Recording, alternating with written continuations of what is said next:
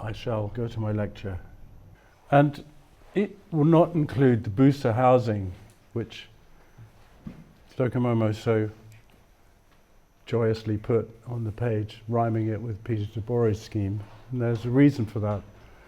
Because my position will be to talk about a small number of early works by Siza and one by Fernando Tavora, his mentor and teacher, which contain, in my view, a very specific architectural ability, which is, let's say, has value as architectural knowledge in the whole practice of architecture. So it is about Alvaro Siza, but first we'll start with Fernando Tavora at the park at Quinto de Conceição in Matosinhos in Portugal, where Tavora made the park and Siza made a swimming pool, both of which I'll show you. So what seems to me to be characteristic of Portugal is this, let's say, beautiful places marred by industrial infrastructure, and the handling of that is, for me, very interesting. So this park sits opposite an enormous dockyard of several kilometers in length, and you come in, and was formed from a garden of a monastery. And Tavora, in a rather laconic style, said he did hardly anything. He just followed the guidance of the chief gardener. It's not true at all, but that's how. There's a certain Portuguese quality of not admitting to doing wonderful work. And one walks in and finds parts, I suppose, of the original gardens. And then there's a path which one's led to, and you can see at the top there's an intriguing space to which we'll go in a little while. But halfway up there's, I suppose, it would be a building from the original ensemble. And on the left-hand side, when you in that space and you turn back, there's the dockyard. So from many points in this park, you are in a lush and beautiful surroundings, and then suddenly you see the commercial activity of the docks. And in some ways, that's rather beautiful because it is a city of maritime city. But if you turn left and go through a hole in the hedge, which may or may not be intentional, you come upon a tennis pavilion, which is by Tavora, and splendid in a way, and interestingly Japanese. And Tavora said he hadn't seen anything by Barragan at that time, so the Barragan-like quality that we'll see later is his own invention. And sometimes this lecture will be just to show you how good the building is and how pleasurable, and how they were, in a way, in Portugal at that time, they were rather isolated. Although Tavora was at Siam and Team 10, Portugal was peripheral to that conversation because the building culture, there had been modernism under the fascist regime, but it was very restrained. And so their peripheral quality, in a way, produced this very particular architecture, which I think continued in the work of Siza.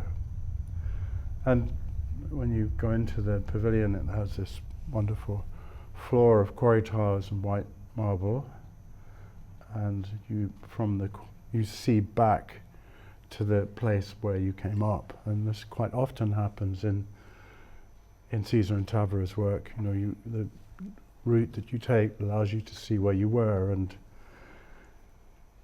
and then this photograph, which isn't by me, is from a very beautiful publication, shows that the coloration of this floor is similar to the coloration of the tennis court. Now that may seem completely incidental, but in my experience, and as I hope to show in the work of Siza, these visual connections happen again and again, and I don't think they're willed. I think they're just intrinsic to the way that Siza and Tavora saw the world. So if you leave this pavilion, you go back to the path, you find, I'll just go back, well I can't go back, yes I can go back. You find this, again you see this courtyard, this rather Barragan-esque courtyard, and then you enter it not knowing what it is, and there's a staircase, and then you're at the back of the park. It's just suddenly you're back in this banal world. So there's this moment of magic in the garden where your let's say the private reverie that you may have is sustained, and then suddenly you're brought back to the real world. And the gate, I assume the original gate of the park, which is over here, was left intact, and it's a sort of melancholic quality. And the work of Siza and Tavora is often called poetic modernism, and it is poetic, but it's not poetic in the sense of an internalized poetic. It's a poetic of relationships with the world around the buildings, which are can be experienced not simply by people with an aesthetic position, but by people who are simply going about their lives. And I hope to show that in another project that will come along. But you walk away from, that's the courtyard, and the ground goes up, so the courtyard stops being a courtyard and becomes a wall. And then as you walk along, you see this building, and then you go in, and it's a swimming pool by Siza. Now these photographs are quite old, and it's been rather destroyed. The trees, which I'll show through these images, which were composed very beautifully with, or the walls were composed very beautifully with them, those trees have been cut off, which is awful. I don't have photographs, well I do, but I just can't bear to show them. I prefer to show these. So you walk up the stairs, and then on the left there's a changing room where, my memory, you went in, and then there was a kind of chain link fence and a bush behind it. So there was this curious quality of being like a child, you know, changing behind a bush to go swimming. So it's very romantic. And then you come up, and there's a platform with a swimming pool in it, and you can perhaps begin to see the beauty of these walls in relation to the trees and the views. The low wall has a long view, the high wall shuts off views of the surroundings. And there's a footbath around it, which is a necessity, but it's also a pleasure. And in the next project, we'll see that is really understood and turned into a place of pleasure. So usually it's full of children playing. We were there when that wasn't. And what struck me most is that these buildings here, buried up to halfway to their roof, are very similar to buildings that you see in Porto, you know, where the land is very steep. And so, in a very uncomplex way, Siza is able to make a building which uses some of the vocabulary of modernism, but also in a very unforced way uses, let's say, vernacular forms. And this is the plan. I was accused of never showing plans. Well, I accused myself of never showing plans, mainly because I never showed plans, but that was the entrance that I described. And these are the buildings that one saw at the back. And this, the swimming pool, that the low wall, and this the high wall. And in a way it's completely inconsequential as a plan. It's, you know, there are people in architecture who want to have a certain intelligence in a plan. It's never been, as an architect, my desire to produce that. It's always been to produce experiences and forms, and this is what I find so intriguing about Siza's work.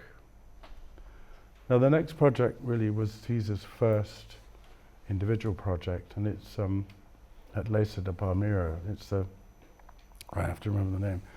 It's the Piscinas des Mares. It's the one by the water, and this is a photograph before the swimming pool was made. It was a beach, and then you see this dock, which is part of the ensemble that one saw from the Quinto de Conceição, and a boulevard. So a very strong set of circumstances in which to build. And when you come to the building, there is no building there. You see over the roof, because the building's at beach level. And there's an entrance sequence which is really striking. You come off the road at the top here, and you come down this shape that, I mean, is sort of painterly in its abstraction. And then, forgive me for these photographs, my server seems to have done them in, but you come into a dark space where you change, and it is dark. It has wood, reclaimed wood, painted very dark, and then you hand your clothes, you derobe and put a bathing suit on, and you hand your clothes to somebody that takes it away and puts it on a long rail. So something happens to you in this process, and you would expect, having changed into a bathing suit, that you would see the sea immediately. You know, the gratification would be given immediately, but you don't. You go into an alleyway here, and then through a footpath, and then you discover the beach, and you come out here, or there, I can't remember, and you go across a bridge. So the beach is full of concrete objects which are experiential and playful. But the thing that, there are two things that intrigue me most, but the first is a children's pool, which is the kind of shape that I certainly built on the beach for my children. And so there's a sort of familiarity about it in comparison with the pool that I'll show next, which is more rectilinear. But can you see in the distance, can you see all this stuff in the background? You only escape it by lying on the beach, which is what you do on the beach. You lie on the beach. And so there's this ease of dealing with the way that industry has occurred on a beautiful location. But the real masterpiece is the pool here, which is formed between rocks by a series of concrete walls, and then the forebeach. And I've spent time on that beach, so it's not just a beach to look at. It's not an architectural object only. It's a place of real pleasure. And you can see here, this is the footpath. There's an enormous footpath around the edge, and people walk up and down in it. You know, they parade in it or just walk. And then there's the part of the pool that's near the sea, where strong swimmers go, and then the area in front where naughty boys bomb and people play and flirt with each other. And then there's the back beach where, through this existing rock formations, you have some privacy all at low level. So you can see here how its form, its plan form is very beautiful, and not logical at all for a swimming pool, but logical if you're connecting up outcrops with concrete walls. And then to the right is a beach, another beach, and the cafe is shared. You know, you don't have to be in the pool to use the cafe. You can go to the beach on the right and be there for hours and come back for a coffee and an ice cream and then go back to the beach again, or you can be in the more concentrated activity of the pool. And what struck me so much about this was that the elements of concrete in this building are about the same size and material as the dock in the distance. So in a curious way, in a very direct way, that there's an acceptance of what human beings have done to nature. And I'd compare that with a scheme by, my mind's going, I can't remember, in, what's the capital of Portugal? I've forgotten it. Lisbon, yeah, Lisbon by Gregotti, and a beautiful scheme. And you go on the roof there, and the boulevard in front of Gregotti's building, which separates it from the Tagus River, which is very wide and very beautiful.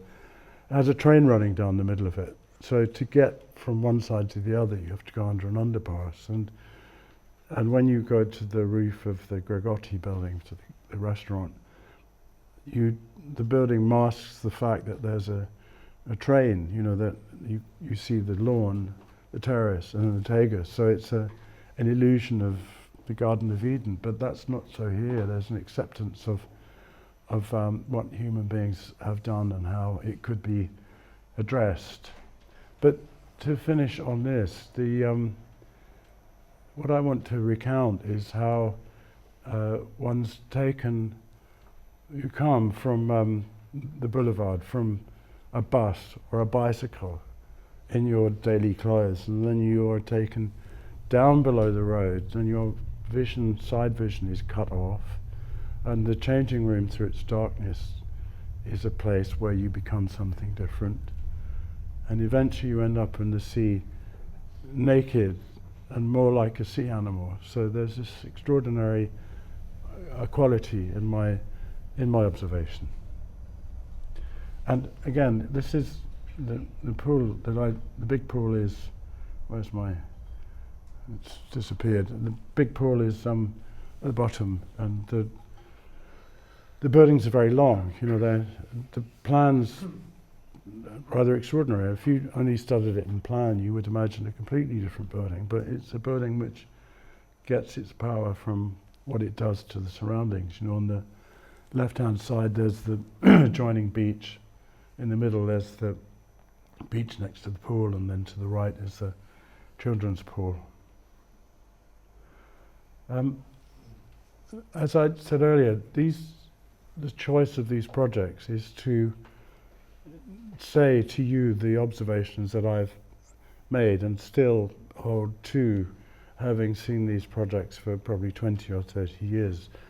And one particular building is the Carlos Ramos Pavilion at the Oporto School of Architecture. Now we know that Siza eventually realized the whole of the School of Architecture, but in the beginning there was a tiny pavilion, and it's, again, I'll show you a plan. It's here on the right of the plan is the pavilion with this magnet shape, and then on the left is a house that existed, and then between them on the boundary is a small garden building that Siza also turned into a studio. So as you approach, you go through a gate, and the geometries of the land in which the house stands means that you don't approach the front of the house, you don't approach it axially, you have to go around it, so you see its corner. And it seems to me that Siza adopted that in the building that he made. You see it from corners, and you see it, you find its courtyard, but when you walk up to it from this house, and it's not the only way you walk up to it, but if you walk this way, you find that the building is just casually, the corner is cut off, and then a window is revealed, and then another, that's right, and the garden pavilion is framed by chance. And it was explained to me some time ago that a sculptor like Henry Moore, and I mean a maker of sculptures, not a conceptual artist, a maker of sculptures, would make an object which, as you moved around it, it changed. And you may know the more in the Tate, where it has a hole in the middle, and you walk around it. From some angles you see the floor, and then in other angles you don't see it, and the shape suddenly transforms. And this happens in Siza's work as well. It happens in the kindergarten in Penafiel, which I'm not going to show, but there's a very sure sense here, you know, that you come upon another framed view which lets you see the studio and the courtyard, and then this becomes an object, and then you find the entrance, and then you go up into the entrance and you find the studios. And this, as I understood it, was the first year studio. So you have, let me see if I can find the right side. Yeah. So there would be 3 groups of students with, I don't know, 1, 2, 3, 4, 5, maybe 30 students. They would have their own acoustically private space, their own enclosed space, and yet they could look across and see their fellow students across the... It seemed to me that he understood what a working space for students of architecture could be. You know, I work in London Met, which is a kind of shed divided by cardboard walls, and we try and not shout at each other. This is very, very different. It's an understanding of how one might want to work with some concentration and yet with some sense of fellowship. And the light's beautiful. And the courtyards does something very strange. It squeezes the view ahead of you. So it doesn't open to embrace the view of the surroundings. It does something very special, which it continues the concentration of the studios and yet allows you to see the place that you're in. But the most startling element is a window, an enormous window in the top floor studio, which looked out over Porto, over a bridge. And in a way it says to first year students, this is the kind of work you'll do when you graduate, you know. So it's a real lesson in architecture of hope, in a sense.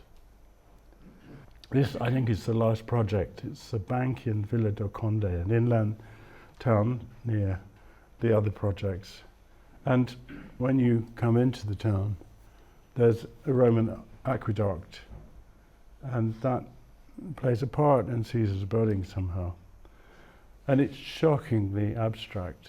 You know, it's right slap dab in the middle of a street of rather dignified buildings, and the pattern seems to be in these Portuguese towns of narrow buildings with space between them and then houses behind them, and sometimes with the countryside behind them. So you have a town which doesn't shut views of the land where people might be making things that allow them to bring money into the town. You see all of it. So it's a very interesting urbanistic solution. And again, you know, this shape, the plan is very strange. It's I wonder if I think I took the plan out because it was such a bad photograph, but it's sort of banana shaped and this curious. You'd have to look at the plans to understand it, and I'm not sure I do. But so if I just go back, what strikes me about it is that there's a choice to be made by this window on the right, so that as you walk around the building, the light comes from an unexpected place and you see the house next door. But as you walk around the building, first of all it's very narrow, and you start to see on the right hand side something that resembles the countryside and a whole other part of the town. And then in a curious kind of way, this facade distorts the view, you know, from one part of the town to another. And there's another building on the right hand side, which I don't know what it's like now, but when I was there it was rather decrepit, and it had a staircase going. There's a staircase you can see to the left. Yeah, here we are.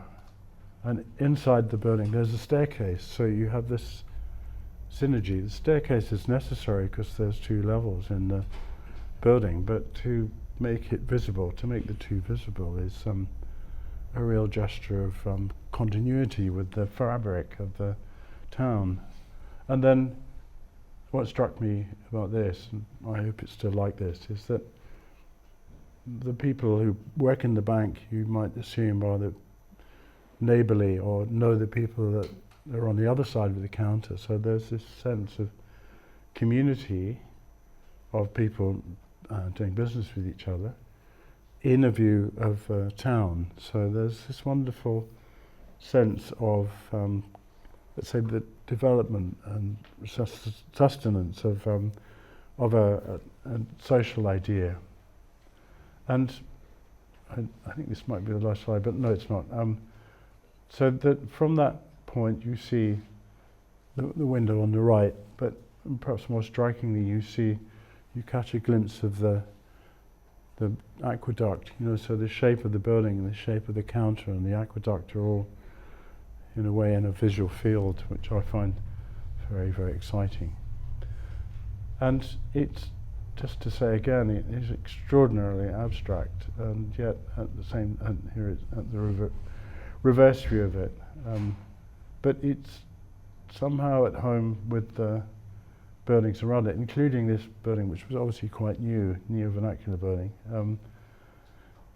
And it's not aggressively different, you know, it has staircases and columns and kind of things that exist in the surrounding domestic architecture. And of course this beautiful gate, which it's very memorable. It's marble and the light comes from behind it. That seems to be the end of the lecture. It's rather short.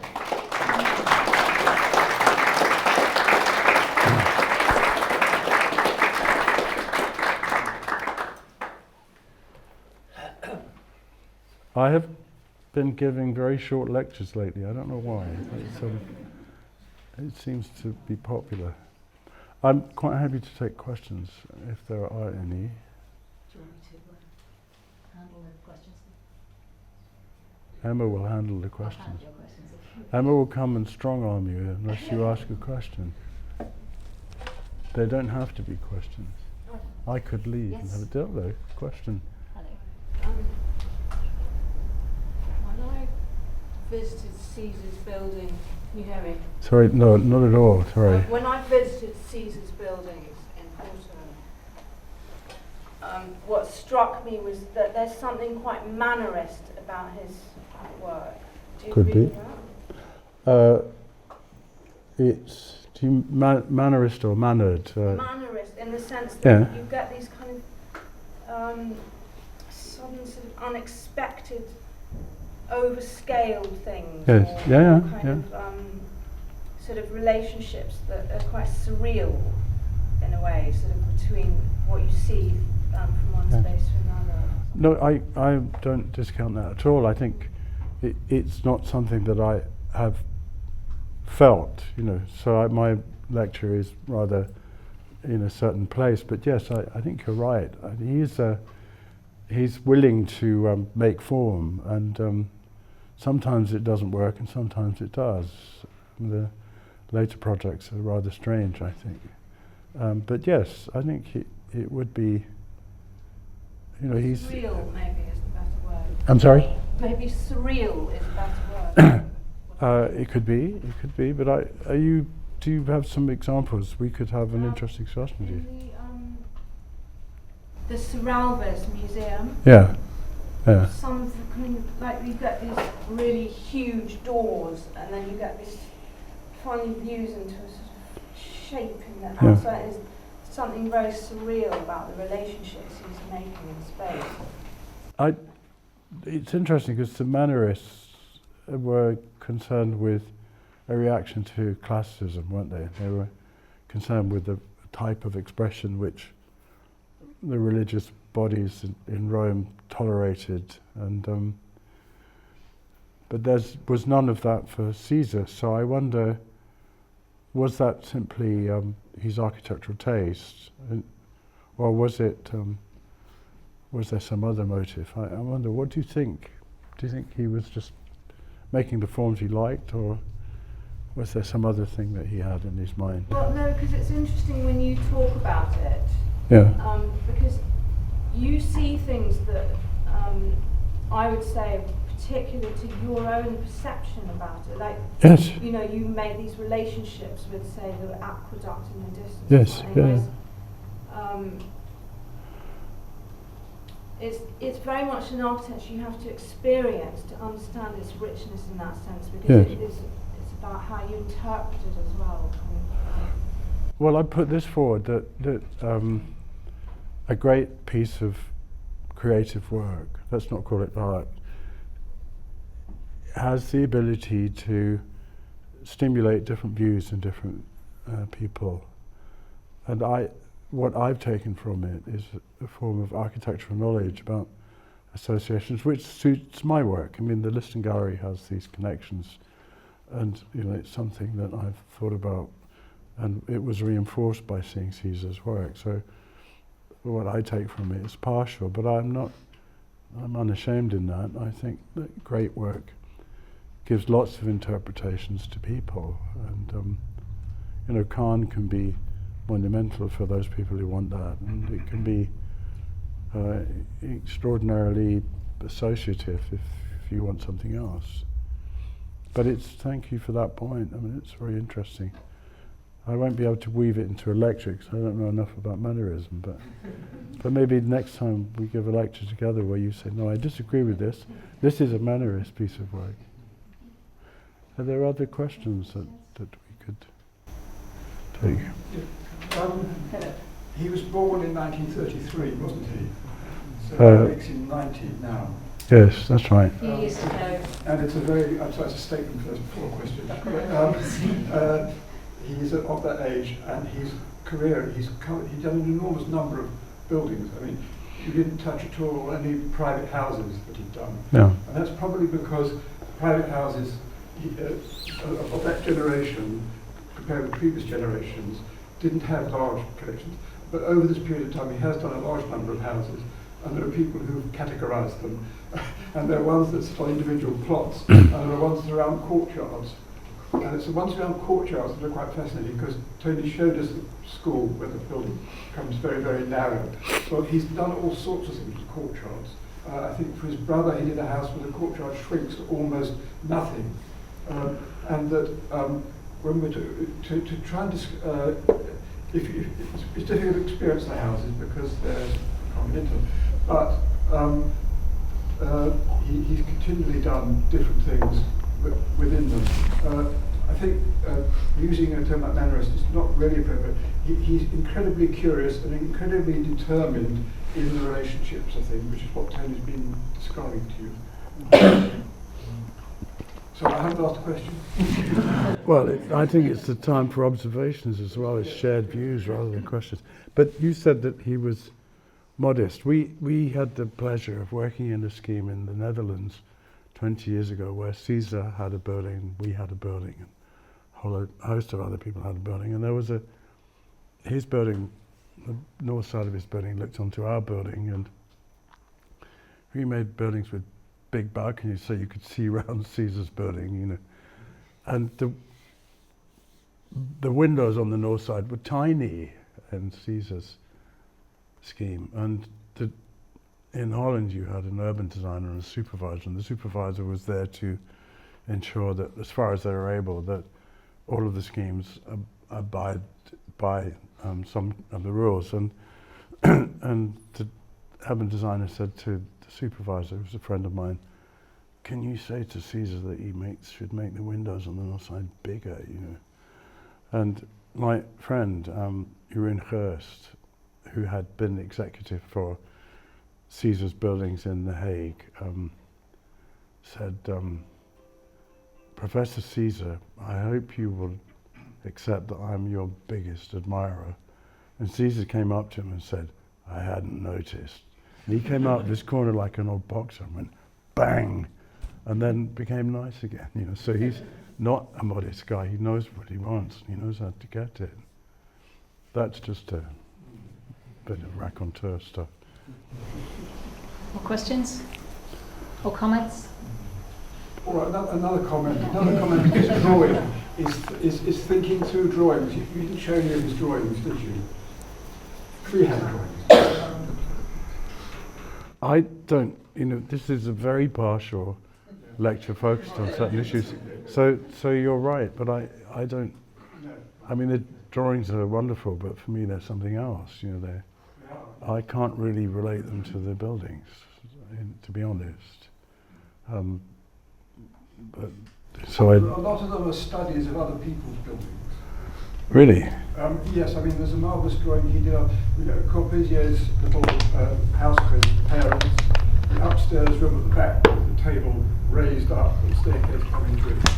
There's a marvellous drawing of that isn't quite right. It's not right in terms of the spectacle, how you see things, No. but it conveys completely the drama of this really idiosyncratic space with his furniture. And you get that in the Yeah. I'm not saying that's recommended. Well, there's endless books on Caesar. Yes, He's there are, the there is. most published person I've ever seen. In my library I'm going to have to thin it out, I think. Cormac, I am going to get you some of my books, the ones I really don't want to give away I'll keep, but I do what I said. I'll give you some of the Caesar books. I'm kind of over Caesar, You can't really, I don't know why he let that happen, but he did. He does know about his stardom, he's not like a big star, but he knows his value, he's not modest about that. He's just very quiet about it. Do you want to ask something? No? Sorry, I thought you were signalling to me. Rob, were you asking something? Okay, well, I just, if there's no other comments, just on behalf of Docamova, I think we'd like to thank Tony for, having been a trustee. Or John, have you got a comment you want to say? Well, if you're concluding. Yeah, I feel like I'm concluding, so let's do some other ones first. Somebody at the back. I was interested by the comment with the moor and the idea of like the void, how you move around it and sort of these things, views open up through it or close off. I suppose I was thinking about Hepworth and the way she draws attention to those voids with the different colour on the inside, and I was wondering if Caesar ever drew attention to those moments where he's cut something away so that you really focus through it. Or Do you mean Barbara Hepworth? Yes. Yeah, sorry, not the Hepworth. Yeah. Well, it's interesting. I mean, the little I know about Barbara Hepworth, I think what happens with Caesar is he doesn't work sculpturally, but he has some of the insight that a maker of objects such as Barbara Hepworth has.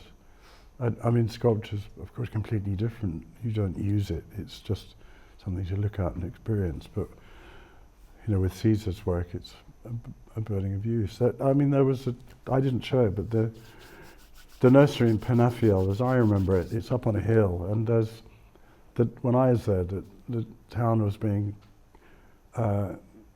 developed away from what I showed in Villa de Conde of narrow, long buildings with spaces between them to a strip. And then this tiny building sits quite high and says, it doesn't have to be big to be important. And you go in, and my memory of it was that certain parts of the form become apparent as you walk past it. Suddenly there are forms which are concealed, depths which are concealed, and then you go into it, and then you come back, and there's a busy road outside, and it's the noisiest place ever, with children screaming at each other. There's some kind of weird understanding of what would go on in such a place, and yet it just struck me that it was very similar to the way that sculptors would make form, to make form come suddenly and appear.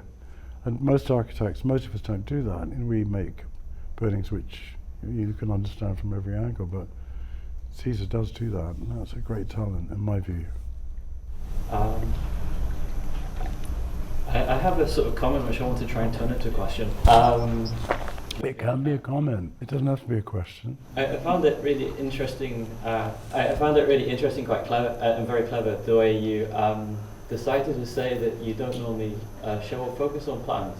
The sequencing of the way you explained the spaces was really, really very vivid, and gave a lot of insight onto obviously what you think about the building and the spaces and the sequencing that you go to.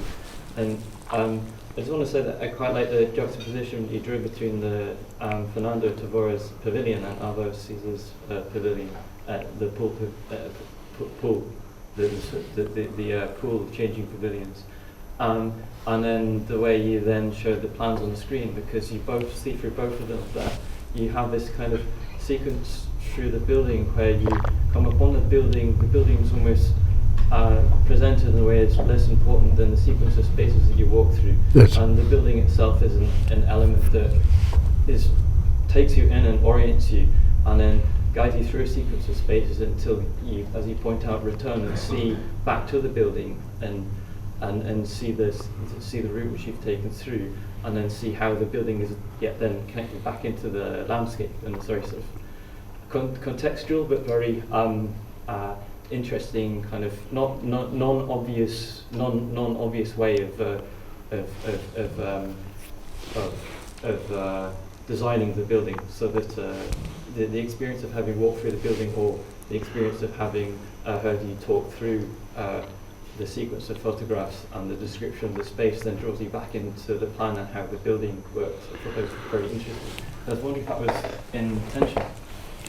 Sorry, say it again. I was wondering if that was intentional, and the What's Caesar's intention or my intention? or your intention to kind of draw you into the space, so to speak, rather than focusing on the plan, and then you have immediately an understanding of how the building, the sequence, the experience of the building relates back to the plan, rather than dwelling on the plan. Well, but let's say there are several ways that one might talk about a piece of architecture or an oeuvre.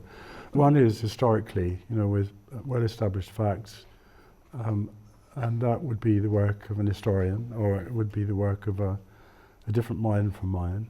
I increasingly want to talk about architecture from the way that I perceive it as an architect, not necessarily to make that view canonical, but to add to architectural knowledge, to say, here's a view that I have found useful in the way that I make buildings, and I see it in the work of another. But with the swimming pool on the beach, the walls and the elements are not haphazard, they are beautiful. They're seen as freestanding objects. So the experiential qualities that I mentioned are sort of concealed in a way. They're not in the foreground. It's not a building which sacrifices form making and object making for what it wants to achieve. It does both in a sort of dissociated way. Curiously, they don't. And I talk about it this way because that's how I design. I don't design as a plan. I design as a series of rooms and spaces that I want to put together. And I get, two things happen. One is that people say, your plans are really interesting. They look good as plans. And that's not why I did them that way. I did them expediently and sometimes to make a view somewhere. And the other thing that happens is that when I teach, I sometimes get criticized for the students not being interested enough in the plan. And I'm not interested. I think the plan is an outcome of a piece of architecture which people will experience. And of course, an architectural plan has intellectual and creative value as a thing in itself, and that's not to deny it. It's just not how I want to design. The buildings that I make have a less intense experiential quality than Caesar's, but quite a high experiential quality, and the form comes from that in a curious way. Does that, I'm not really answering your question, I'm engaging in a conversation with you. That's all right. Yeah, I think I totally relate to what you're saying, and I think it's it really is that you've experienced a sequence of spaces, and you can kind of as you don't sit there looking at the plan as you're walking through a building. You kind of bring that back into the effect of the plan being the slice or the imprint through the building, and then it allows you to understand what you see. It's just quite a nice way. It's quite a nice way to introduce the building and kind of explain it and describe it. And I thought it was a very strong descriptor. Good, then I succeeded in some way in communicating. There are other questions. There is a bar at the back, which is modestly priced, I think. But we could have more questions, or you could fall upon the bar and get very drunk. Can I do my rounding off? You can, Rob, you can round off all you like. Sorry again.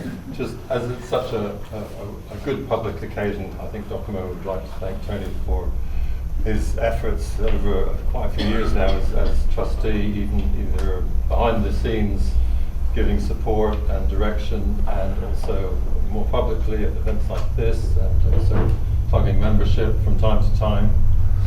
whenever it's good and appropriate. That's been really important for us. And I just say, following on from that, the working party at Docomomo are always welcoming new people to come in and lend a hand and make suggestions.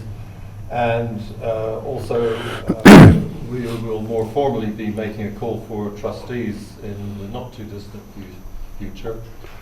So if anyone feels that they'd like to put themselves forward, or they know someone who might be good at that, then also please push them to come forward. That would be great. This is important because trustees should retire. Derek Sugden, who was the trustee who I replaced, was 90. I don't want that. Please don't do this to me. I've been trying to resign for 2 years and they keep saying, well, could you just hang on a little bit? And of course I'm happy to do it, but it's also a moment for a generational change, I mean, we need somebody who's at least 65, sort of like or even younger. Also, apart from individual memberships, please go back to your offices tomorrow, assuming most of you may have offices, and push them to, or suggest to them that a corporate sponsorship of Docomomo would be a very good thing, because we really need it to keep people like Tom busy over in the corner, our fabulous coordinator. But we're not talking about lots of money. It's not like the Architecture Foundation, which runs a great program. Just, it's like modest sums really would help, I think. Yeah. I would think to add, it's part of a network too. Oh yeah. That we are Docomomo UK. There are Docomomo chapters in over 70 countries. And it's a network thing of people in a country knowing their modern buildings that you can plug into. Yeah.